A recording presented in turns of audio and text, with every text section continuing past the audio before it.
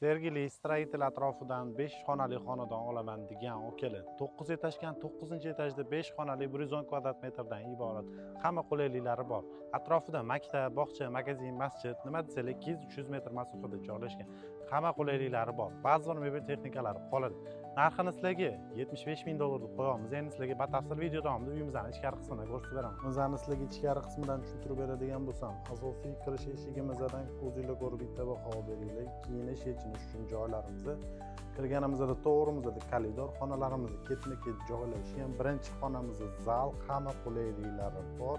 Ba'zi bir mebel texnikalari qoladi. O'zini ko'chaga qaragan oynalari bor. Yonginasida yana bitta zalimizda hamma qulayliklari bilan o'zingizlar bitta ko'rib baho beringlar. Xonalari yorug', o'zini ko'chaga qaragan oynalari bor. Yo tarafimizda xolisizlar qanaqadir shkaf qo'ysanglar bo'ladi.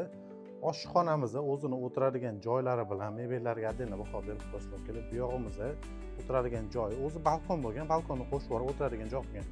Yo tarafimizni yopishgan, u tarafida sklad yo tarafimizni yopishgan, u tarafini sklad variant foydalansanglar bo'ladi. Eng sizlarga asosiy xonalarimizdan bittasi bu детский va взрослый spalnya. Yo tarafimizda ham sanuzel qismlarimizda joylashgan, bittasi vanna, bittasi tualet.